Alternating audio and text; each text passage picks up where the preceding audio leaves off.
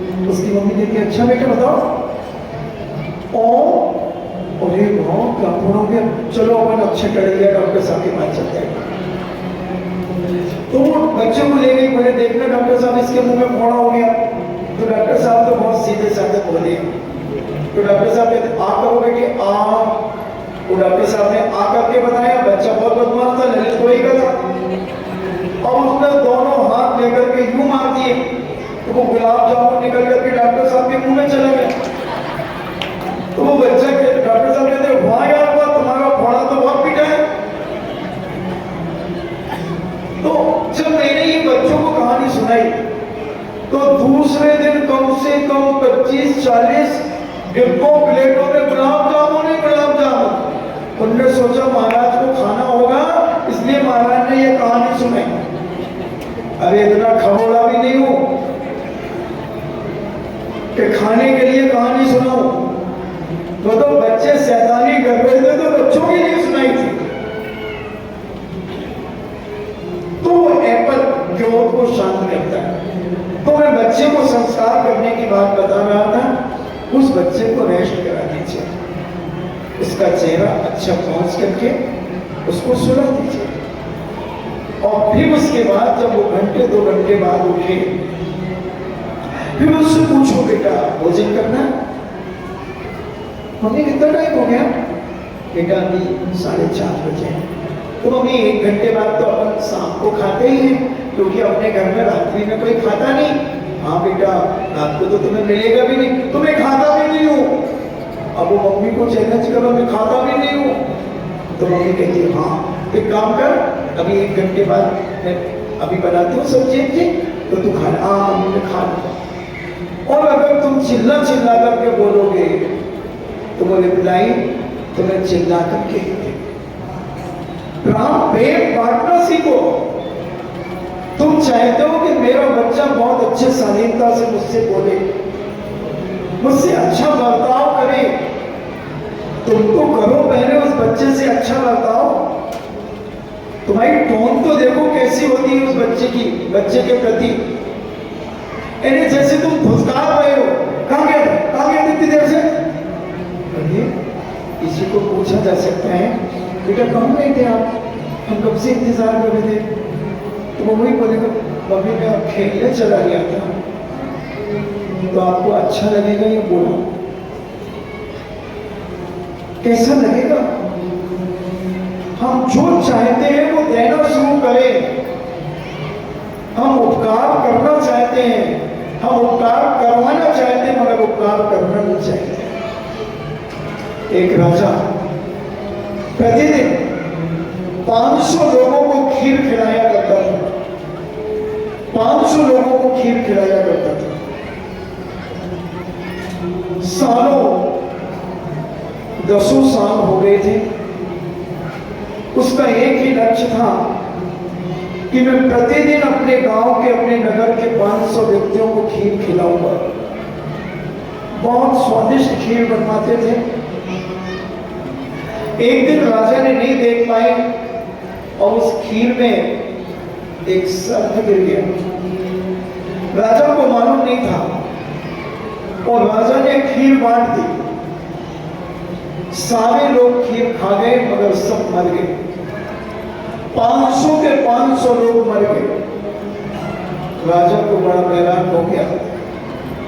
राजा विचार करता है कि ओहो, मैंने अपने जीवन में एक चींटी भी नहीं मारी, मैं कभी घास के ऊपर नहीं चला, और आज मुझसे इतना बड़ा पाप हो गया, इतना बड़ा पाप हो गया कि मेरे नगर के 500 लोग मरण को प्राप्त हो गए। ये मेरी अज्ञानता का कारण है, ये मेरी गलती का कारण है। और इतना ज्यादा पश्चाताप में डूब गया कि चारों प्रकार का भोजन का त्याग कर दिया और विचार करने लगा कि मैं क्या करूं, मैं क्या करूं। अब मैं राजा के पद पर नहीं रहूंगा, अब मैं संन्यास धारण करूंगा, अब मैं अपने जीवन में वैराग्य से करूंगा। 500 व्यक्ति की हत्या मेरे खीर खिलाने से हुई है। अपने आप को बहुत धिक्कार रहा है, अपने आप से फीलिंग कर रहा है और घर से निकल गया जंगल की ओर। रास्ते में कुछ शहर मिले, थक गया, शाम होने को थी। राजा ने किसी से पूछा कि भाई इस नगर में कोई धर्मात्मा परिवार है जो रात्रि में संध्या वंदन करता हो, आरती करता हो, स्वाध्याय करता हो, जाप माला करता हो। तो गांव के लोगों ने जो चौपाल पे बैठे थे कहा कि हाँ यहाँ एक भाई और बहन रहते हैं, भाई बहन दोनों रहते हैं, बहुत धर्मात्मा है हमारे नगर के, सबसे धर्मात्मा युवा और युवती है, बहुत अच्छा धर्म ध्यान करते हैं, सुबह में 3 बजे ब्रह्म मुहूर्त में उठ जाते हैं और ध्यान में लीन हो जाते हैं। बहन बहुत धर्मात्मा है, भाई बाहर के काम करता है, बहन अंदर के काम करती है, मगर प्रातः काल ब्रह्म मुहूर्त में उठ करके ध्यान करती है और साक्षात और स्वर्ग से वार्तालाप भी करती है। कई देवता आकर के उससे बातचीत करते हैं। उस राजा ने भेष बदला हुआ था राजा का। राजा ने उस मकान में दस्तक दी, खटखटाया और कहा, बेटा क्या मैं रात बसेरा यहाँ कर सकता हूँ? हाँ हाँ पिताजी आइए। राजा कहता है, मैं बहुत बड़ा अपराधी हूँ, मैं बहुत बड़ा पापी हूँ, मैं बहुत बड़ा मायावी हूँ, मैं बहुत बड़ा लोभी हूँ, मैं बहुत बड़ा मूर्ख हूँ, मैं बहुत बड़ा अज्ञानी हूँ, मुझसे बहुत बड़ा पाप हुआ है।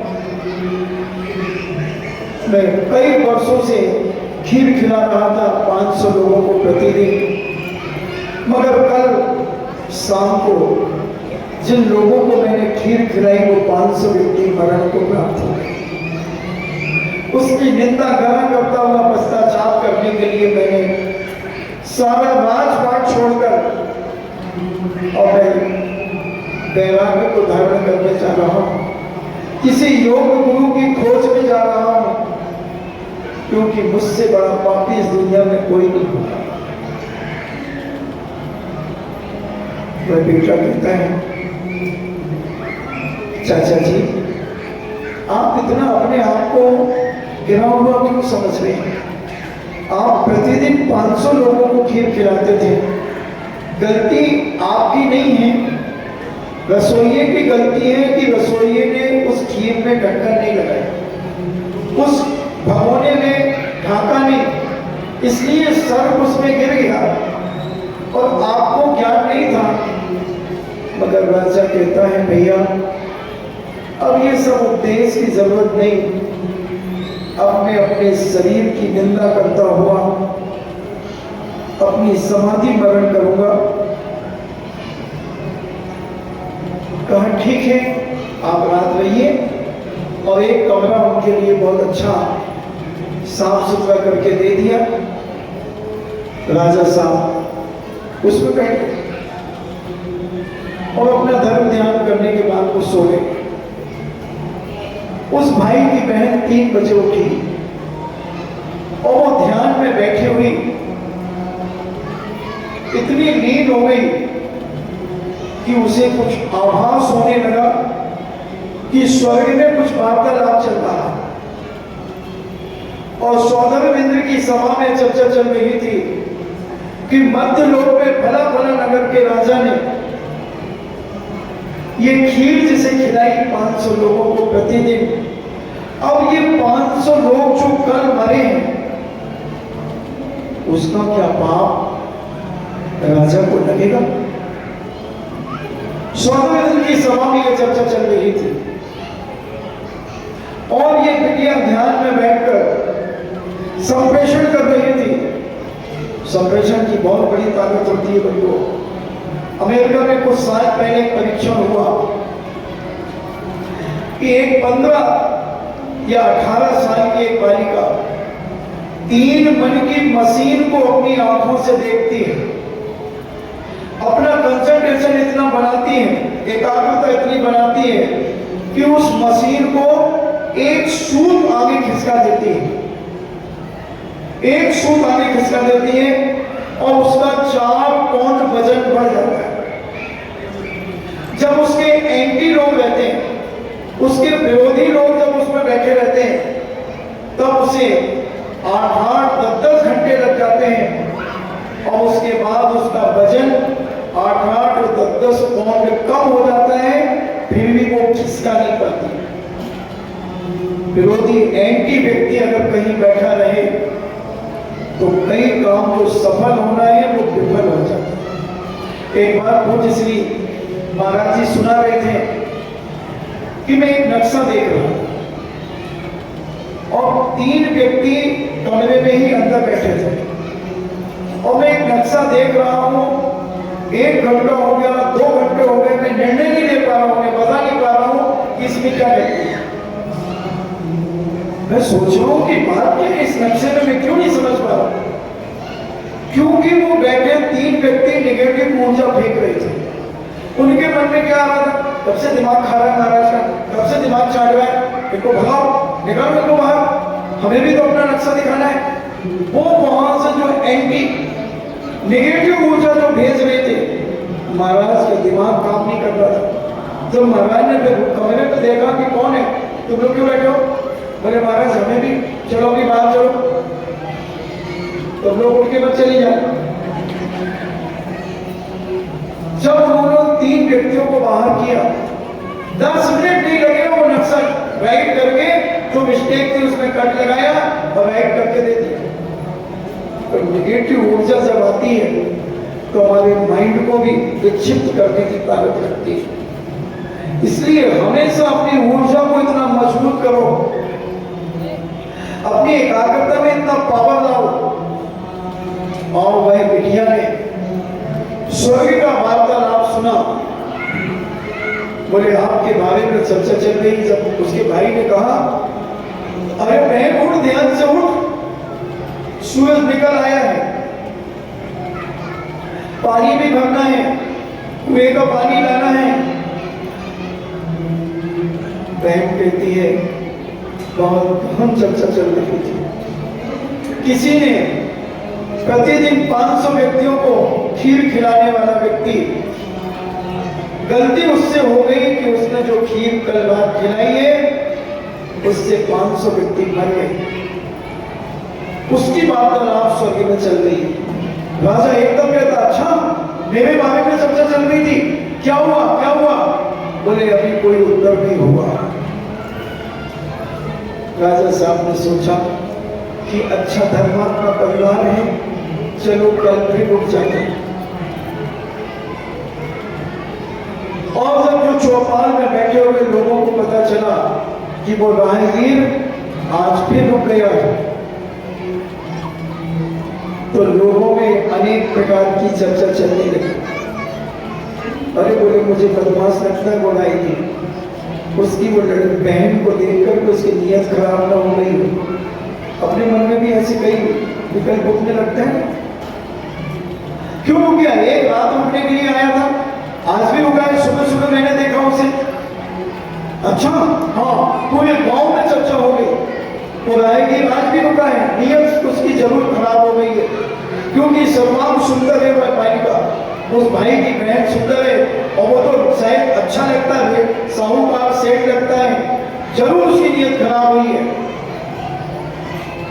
वह बिटिया दूसरे दिन जब ध्यान में बैठी तो वहां चर्चा हो रही थी कि वह राजा प्रायश्चित का भागीदार नहीं है, उसका प्रायश्चित तो खत्म हो गया। अब वो सारा का सारा प्रायश्चित उन्हें मिलेगा जो उसके खिलाफ चर्चा कर रहे हैं, उसके मुंह पर जो चरित्र पर उंगलियां उठा रहे हैं, वो प्रायश्चित अधिकारी है, वो पाप के भागीदार है। क्योंकि राजा की कोई नीयत खराब नहीं है, राजा तो पवित्र भावों से वहां रह रहा है, बेटा और बेटी मानकर के उनके बीच में रह रहा है। और ये पापी सारे के सारे जो खुशुर खुशुर कर रहे हैं, उसके बारे में बुरा सोच रहे हैं, उसके बारे में यहाँ वहां की बातें कर रहे हैं, तो ये सारे के सारे प्रायश्चित के अधिकारी हैं। उसका पाप सब समाप्त हो गया है और ये पाप के भागीदार इनके खाते में, इनकी अंतरात्मा में पाप जमा हो गया। पाप का फल इनके जीवन में मिलेगा। इसलिए हम किसी की बुराई करने के पहले सोच लें कि उस बुराई करने में सत्यता कितनी है। मगर हम बिना सोचे समझे इतनी बातें बनाने की ताकत रखते हैं, इतनी बातें बना लेते हैं कि जिसका कोई हिसाब नहीं है। और जब वो कर्मोदय में आता है तुम्हारे सामने, तब तुम सोचते हो कि हमने किया क्या, हमने ऐसी कौन सी गलती की है जो हमारी उपेक्षा हो रही है, हमारी इज्जत नहीं हो रही है, हमारी कोई कदर नहीं कर रहा है। तो ये तुमने जो गदर मचाई थी, उस गदर मचाने के कारण तुम्हारी कदर नहीं हो रही है। इसलिए अपने जीवन में सदा विचार करो। जिस चीज का तुम्हें ज्ञान ना हो, जिसके बारे में तुम्हें ABCD की बात ना मालूम हो, उसमें कभी हाँ में हाँ मत मिलाना, कभी मत मिलाना उसकी हाँ में हाँ। अगर तुमने हाँ में हाँ मिला दिया तो समझ लेना ये कर्म तुम्हारे माथे आ जाएगा। वो व्यक्ति तो छोड़ चुका उस बात को, मगर हम उसे बांध करके अपने दिल और दिमाग में रखें और कर्म ऐसे ही बनते चले जाते हैं। और जब ये कर्मोदय में आते हैं तब हम रोते हैं, चीखते हैं, चिल्लाते हैं, तड़पते हैं कि हमने क्या किया ऐसा जो आज हमें सताया जा रहा है। हम भगवान के ऊपर उंगली उठा देते हैं, भगवान तेरी क्या मर्जी है। भगवान से कहने लगते, भगवान तेरी क्या मर्जी है। बारिश नहीं होती है, लोग कहते भगवान तेरी क्या मर्जी है। भगवान की कोई मर्जी नहीं होती है, तुम्हारी जो अर्जी होती है वही भगवान की मर्जी होती है। भगवान की कोई अर्जी मर्जी नहीं होती। बंधुओं, आज प्रकृति के ऊपर कितना अत्याचार हो रहा है। तुम कहते पानी नहीं गिर रहा है, कैसे गिरेगा पानी।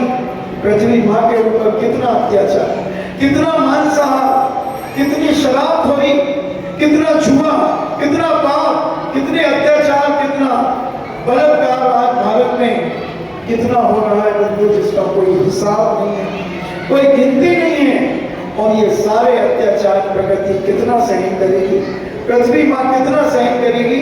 हमारे खान पान में आज हिंसा का तांडव नृत्य हो रहा है, हमारे देखने में हिंसा का तांडव नृत्य हो रहा है, हमारे सुनने में हिंसा का तांडव नृत्य हो रहा है, हमारे बोलने में हिंसा का तांडव नृत्य हो रहा है। आज हम कितने अत्याचार और अनीति से अपनी जिंदगी को काफिर करते चले जा रहे हैं। उसी का दुष्परिणाम है कि प्रकृति तुमसे कुपित है, इसीलिए वह बारिश नहीं हो रही है। पाप को कम करो। राम तेरी गंगा मैली हो गई, पापियों के पाप धोते धोते, पापियों के पाप धोते धोते तेरी गंगा मैली हो गई। आज कितने अत्याचार और अनीति इस प्रकृति के साथ, इस भारत माता के साथ खिलवाड़ किया जा रहा है। तो वो कितनी माँ कितना सहन करेगी, माँ कितना सहन करेगी। माँ की ममता कितनी है, पूरी ताकत लगा करके माँ अपने बेटे की गलतियों को सहन करती है। मगर जब सीमा पार हो जाती है फिर वह माँ कुपित हो जाती है, वह माँ कुपित होती है। और जब वो रणचंडी का रूप बना लेती है फिर उसे संभालना किसी व्यक्ति के बस की बात नहीं होती। इसलिए प्रकृति से प्रेम करो, प्रकृति के प्रति वात्सल्य भाव रखो, प्रकृति के प्रति अपनत्व भाव रखो और उसे उत्थान की ओर ले जाने का प्रयास करो। उसके ऊपर जो अत्याचार और अनीतियां आज दिन दूनी रात चौकी बढ़ती चली जा रही हैं, उनको रोकने का अगर हम अपने जीवन में प्रयास करते हैं तो बंधुओं, हम जैसा चाहेंगे वैसा होगा और प्रकृति में हम सब कुछ प्राप्त करेंगे। हम जीवन में उपकार करें, उपकार करने के बाद हम अपने उपकार की इच्छा न करें कि हम अपने जीवन में कभी किसी का कोई हमारा उपकार करे। कभी इच्छा मत करना किसी से कि कोई व्यक्ति हमारी उपेक्षा न करे और हमारी सारी अपेक्षाएं पूर्ति होती चली जाएं। असंभव। आज तक किसी की भी पूरी अपेक्षाएं पूरी न हुई हैं, न हो रही हैं और न कभी होंगी। इसलिए वक्त रहते हुए हम अपने आप को संभालने का प्रयास करें, समझने का प्रयास करें, जानने का प्रयास करें कि हम अपने जीवन में क्या करना चाहते हैं। कुछ उद्देश्य बनाएं, अपने जीवन को समझाएं और गलत मार्ग से बच्चों को बड़े प्रेम से समझाएं। बच्चे को चाटा मार के अगर तुम समझाओगे तो बच्चा जिद्दी हो जाएगा, तुम उसे संभाल नहीं सकते। जब तक माँ का प्यार उस बच्चे को नहीं मिलेगा, बच्चा नहीं सुधरेगा, बच्चा नहीं सुधरेगा। कितने बच्चे हमने तुम्हारे लड़कों के सुधार दिए जो पढ़ते नहीं थे, मस्ती करते थे, आज वो 2-2 घंटे पढ़ते हैं, पढ़ रहे हैं 2-2 घंटे, खेल भी रहे हैं। और उनकी माँ थक चुकी थी मार मार करके, और 5 मिनट में बच्चा चेंज हो गया, 5 मिनट में। तो पहले माँ बनने के पहले बच्चे पालने की कला सीखना चाहिए। अगर बच्चे पालने की कला तुम सीख जाओगे तो तुम्हारे बच्चे संस्कारित होंगे और पल्ले में ही कूद के लक्षण पालने में दिखने लगे। हम जैसा चाहें वैसा अपने बच्चों को बना सकते हैं, उन्हें सुधार सकते हैं, मगर सबसे पहले गलतियां आज माता पिता कर रहे हैं। माता पिता कितने बजे सोते हैं? 12। जब ही तुम्हारे घर में 12 बज रहे हैं। बेसमय पे सोना और बेसमय पे उठना, ये जीवन और स्वास्थ्य के लिए बहुत बड़ा हानिकारक कार्य है। आज समय हुआ, कभी फिर बताऊंगा। अगर जैसे पुराने लोग आज से 25 साल 30 साल पहले इसी ललितपुर में कितने बजे सो जाते थे? 8 बजे, ज्यादा से ज्यादा 9 बजे तो 80% घरों में सो जाते थे। और 10 के पहले पहले तो 99.9 परिवार सो जाता था और सवेरे 4 बजे जग जाते थे और माताएं स्तुतियां करने लगती थी, जाप करने लगती थी, आलोचना पाठ पढ़ती थी, भक्तांबर पढ़ती थी और घंटी चकिया पीसने लगती थी। सारे काम होते थे और दिन पूरा खाली खाली लगता था। मगर आज हम जब 12 बजे सोएंगे तो 7 बजे के पहले उठेंगे नहीं तो तुम तो कुंभकर्ण बन गए, कुंभकर्णी बन गए। तुम कहां से चैन रहे, कहां से छत्री रहे, कहां से सबड़ रहे, कहां से उच्चकुलीन रहे।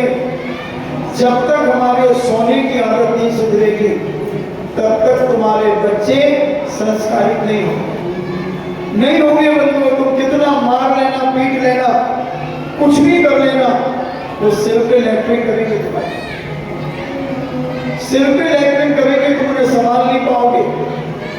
पहले माता पिता को सुधरना पड़ेगा, फिर बच्चे तो अपने आप सुधरते चले जाएंगे। आपका समय हुआ, इन्हीं मंगल भावना के साथ हमारे कष्ट मिट जाए, नहीं यह प्रार्थना स्वामी।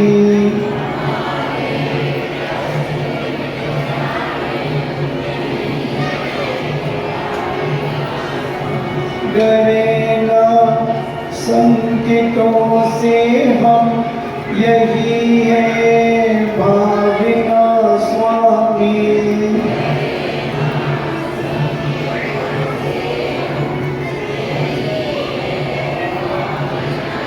दुखों में साथ को देखो ही, नहीं यह प्रार्थना स्वामी।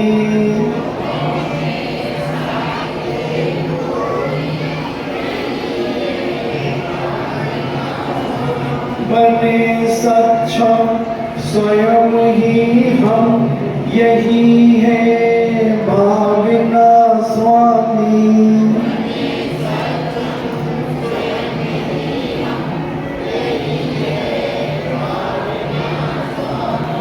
वह सुख की सदा छाया नहीं यह प्रार्थना स्वामी।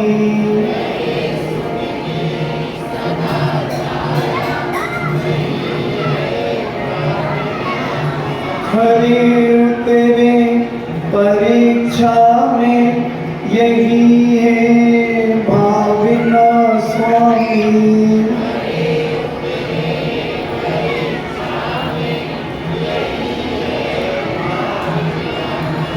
हमारा भार घट जाए नहीं यह प्रार्थना स्वामी।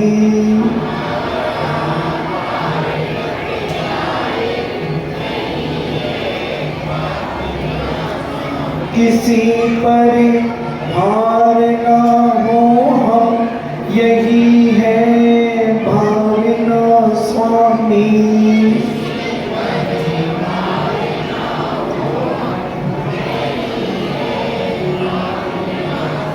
हमारी पूर्ण हो आशा नहीं यह प्रार्थना स्वामी।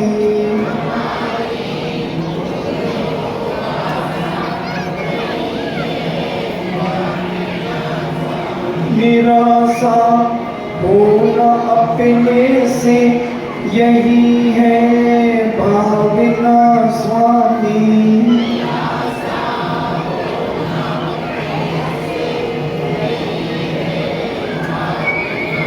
सभी पीछे रहे हमसे नहीं यह प्रार्थना स्वामी।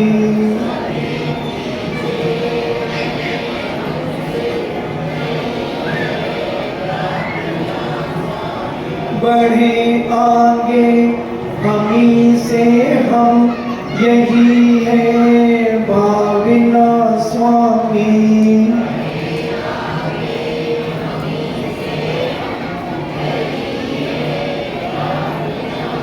बड़े धन संपदा भारी नहीं यह प्रार्थना स्वामी।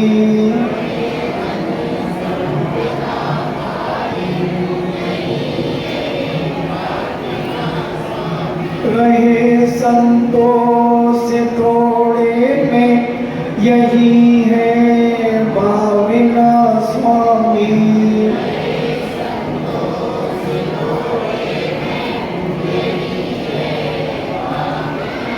दुखी हो दुष्ट जन सारे नहीं यह प्रार्थना स्वामी।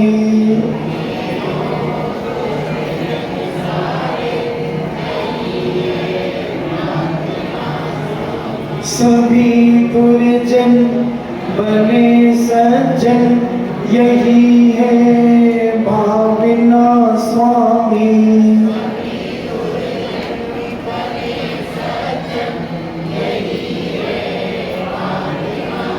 करे बड़े ताव सब अच्छा नहीं यह प्रार्थना स्वामी।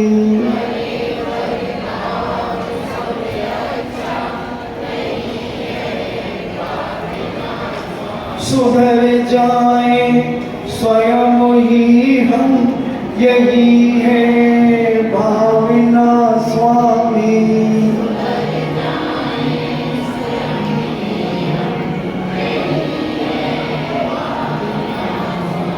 दुखों में आपको ध्याए नहीं यह प्रार्थना स्वामी।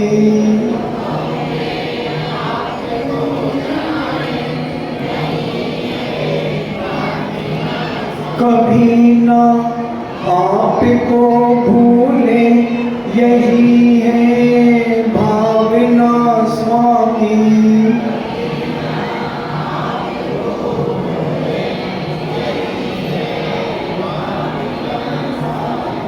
21 तारीख को दिन के 1:30 बजे त्रिमूर्ति जिलालय में महायोगी श्रवण ये छोटी सी पुस्तक के ऊपर एक प्रश्नोत्तरी लेकर